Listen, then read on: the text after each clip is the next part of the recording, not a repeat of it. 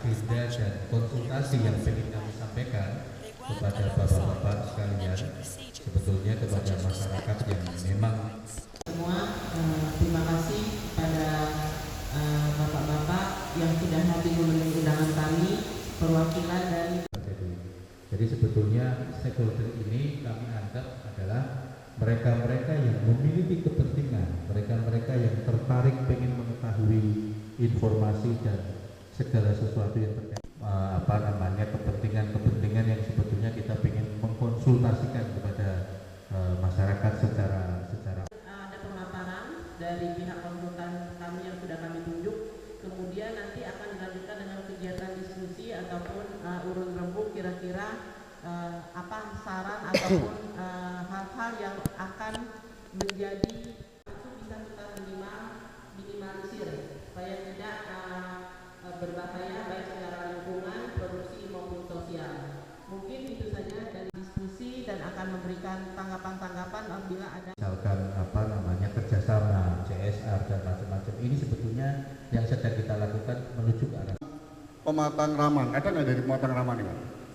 Oh, ada ya. Terus kemudian dari Desa Puding ada, Puding. Desa Puding, Desa Pulegading ada. Oh, Palembang ya. Pulau Mentaro. Ini adalah bentuk konfirmasi kami ke Bapak Ibu sekalian tentang situasi di desanya. Jumlah gurunya, berapa jumlah penyuluhnya. Saya bisa saja kerjasama dengan pusat pendidikan dan lain sebagainya. Ini menjadi penting. Sumber daya manusia, termasuk adalah mereka-mereka yang pelaku UMKM, pelaku petani, bisa saja termasukkan. Jadi kami akan ada beberapa kegiatan di lapangan,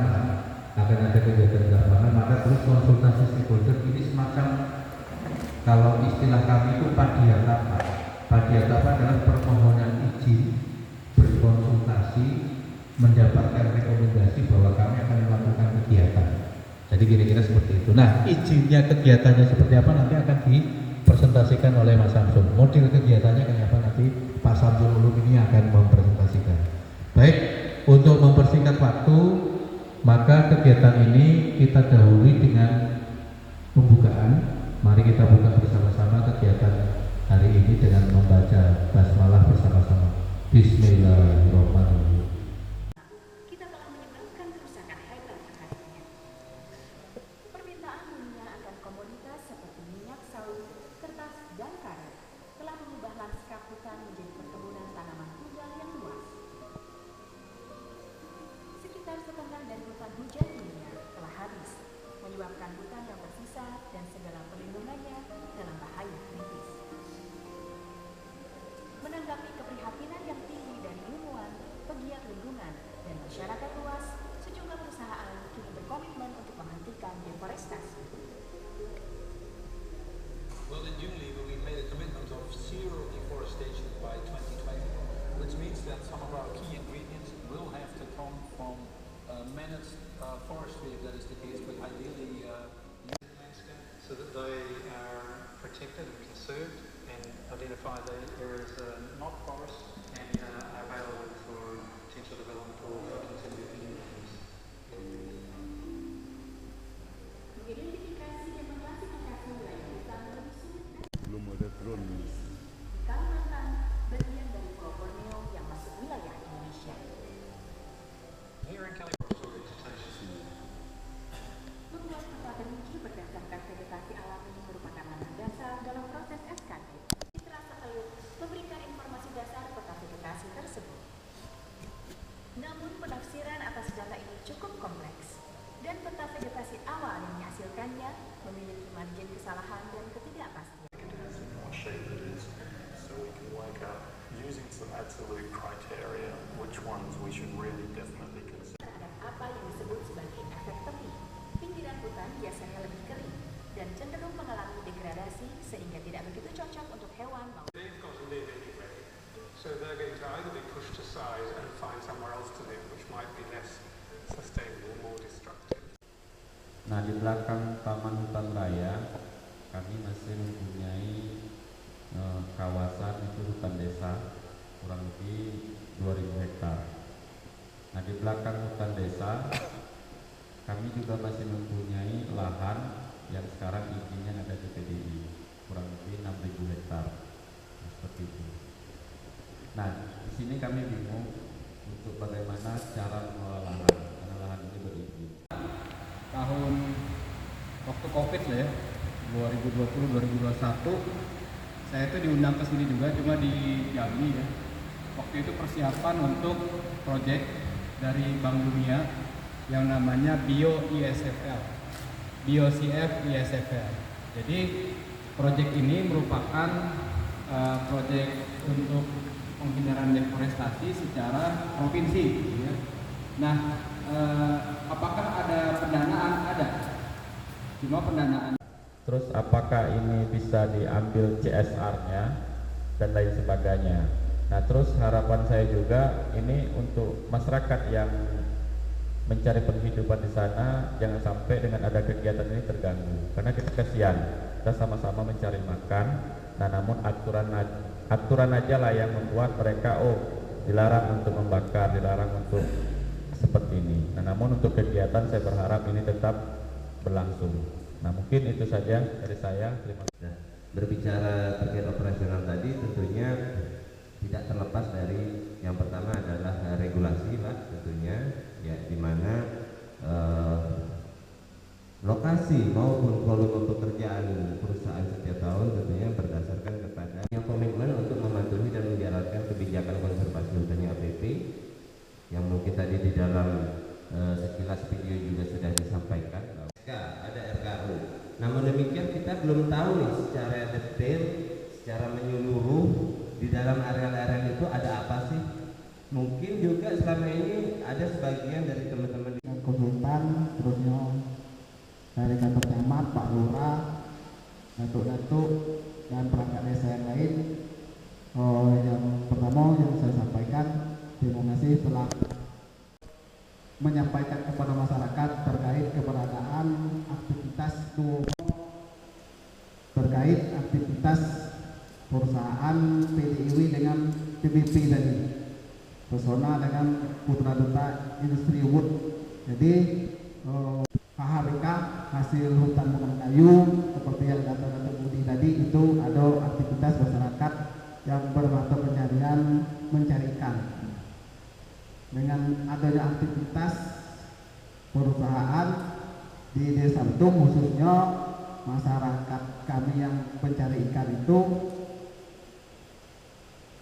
terkendala. Yang pertama itu transportasi, hubungan untuk menuju lokasi di mana mereka beraktivitas itu sangat menghambat.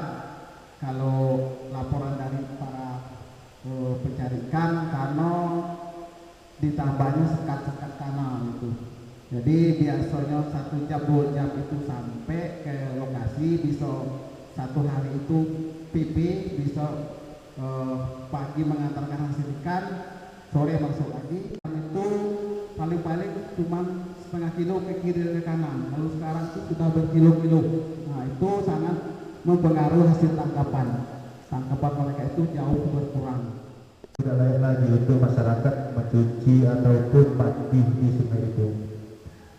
Nah, jadi kalau untuk sebelahnya itu pertanian, kebetulan saya dari Desa Mataraman itu kami mempunyai lahan padi itu sekitar 200 hektar satu hamparan, Pak.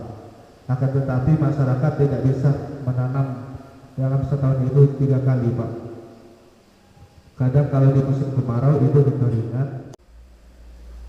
memberikan solusi untuk warga Kelurahan Tanjung yang beraktivitas di hutan, yang bekerja di hutan itu seperti mencari ikan, kamar, rotan ataupun burung ya Pak ya, burung untuk yang jelas. Jadi mereka berbeda pasti dengan perusahaan, tetapi tidak menutup kemungkinan perusahaan bisa bekerja sama dengan Badan Restorasi Gambut dan Mangrove tersebut. Minimal adalah burung bangabota itu ada di desa kami ya, itu mungkin nanti bisa di pengamanannya gimana gitu kan terkait HCV tadi. Mungkin ini langsung ke pihak perusahaan yang lalu lalang lewat di Desa Puding itu. Seperti yang kita tahu Pak, pangkal jembatan itu tenggelam dalam. Untuk segera penimbunan lebih agak tinggi gitu. Itu kan sekarang ada penimbunan tapi dikit-dikit gitu Pak, cuma jalur gitu. Namun di sini kami pun memahami pada saat ini kan seperti PDB ini kan dalam masa proses dan juga kendala-kendala sekarang juga terjadi mungkin banjir. Kami juga sebelumnya pernah ada utusan dari kami Desa Seni Bungur beberapa orang ya yang langsung ke lapangan, mungkin ada 5 orang ya. Turun langsung ke lapangan tahu bisa menerbitkan peta desa. Ada yang sudah menerbitkan peta desa definitif, sudah dapat SK. Desa mana Pak? Seponjen itu ada di 2 desa, ada di 2 konsesi, PDW maupun PBB. Iya, satu aja. Baik. 2 kan ada lagi seponjen yang masalah. Cuma 1 ya? Oh ya baik. Kemudian sekarang saya melanjutkan, tadi kami sudah menyampaikan ke Bapak sekalian bahwa ini adalah dokumen buka bahasanya itu untuk jaring ikan itu salah satu kendalanya karena sungai itu sudah banyak buntu Pak, karena belum dinormalisasi. Hijau hutanku, panorama nan menawan, peduli pada lingkungan, sayangi bumi ini, lestarikan hutan kita untuk masa depan anak cucu kita. Kini saatnya kita bersama hijaukan bumi, kita dukung one man, one team.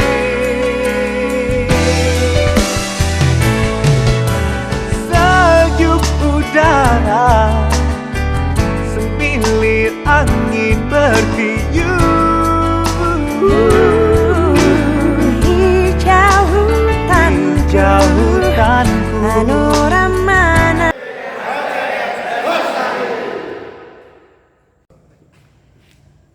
Satu, 2, 3.